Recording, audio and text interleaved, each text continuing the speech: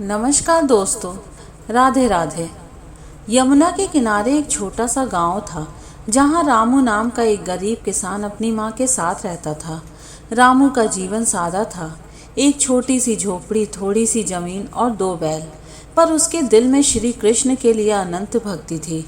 हर सुबह सूरज उगने से पहले वह अपने छोटे से मंदिर में जाता जहां उसने अपने हाथों से बनाई कृष्ण की मूर्ति रखी थी। एक छोटा सा दिया जलाता, एक फूल चढ़ाता और अपनी पुरानी माला से हरे कृष्णा का जप करता। उसके पास न सोने का हार था, न चांदी का दिया, पर उसकी आंखों में कृष्ण के लिए सच्चा प्रेम झलकता था।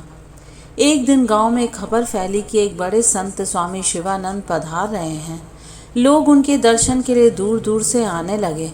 संत के आने का मकसद था एक बड़ा कृष्ण मंदिर बनवाना जिसमें सोने की मूर्ति स्थापित हो। गांव के अमीर लोग अपनी दौलत दिखाने के लिए सोने चांदी के हार, धन दौलत और अनमोल रत्न लेकर आए। रामू के पास कुछ नहीं था। वह अपने छोटे से बगीचे में गया और एक सुंदर सा गुलाब का फूल तोड़ा।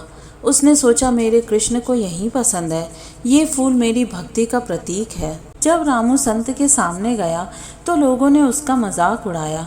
देखो, ये गरीब किसान एक फूल लाया है, इससे क्या मंदिर बनेगा। रामू शर्मा गया, पर उसने अपना फूल संत के चरणों में रख दिया। स्वामी शिवानंद ने रामू की तरफ देखा, उसकी आंखों में झांका और एक गहरी मुस्कान के साथ फूल उठाया। उन्होंने इस फूल को अपने कंठ में पहन लिया और कहा, ये फूल नहीं, इसमें रामू का सच्चा प्रेम है। कृष्ण के लिए यही सबसे बड़ा दान है। लोग हैरान रह गए। संत ने सबको समझाया, कृष्ण को दौलत नहीं, दिल चाहिए। जिसने अपना सब कुछ दे दिया वही सच्चा भक्त है। उन्होंने रामू को गले लगाया और कहा, तुम्हारा ये फूल इस मंदिर का पहला पत्थर होगा। उस रात गांव में एक भयानक तूफान आया। हवा इतनी तेज थी कि पेड़ उखड़ गए, घर टूटने लगे और लोग डर के मारे इधर उधर भागने लगे। पर रामू और उसकी माँ अपने छोटे से घर में शांतिपूर्वक बैठे थे, कृष्ण के भजन गा रहे थे। जब सुबह हुई तो गांव वालों ने देखा कि रामू का घर एकदम सुरक्षित था, जबकि अमीर लोगों के बड़े बड़े मकान टूट चुके थे। और तो और, रामू के छोटे से मंदिर के ऊपर एक दिव्य प्रकाश चमक रहा था। गांव वालों ने देखा कि उस प्रकाश में श्री कृष्ण का रूप दिखाई दिया, जिनके हाथों में बांसुरी थी और मुकुट पर मोर पंख। लोग रामू के घर आने लगे। उन्होंने उससे माफी मांगी और उसकी भक्ति की शक्ति को समझा। रामू ने कभी अपनी भक्ति का दिखावा नहीं किया, पर उसकी कथा गांव गांव, शहर शहर फैलती चली गई।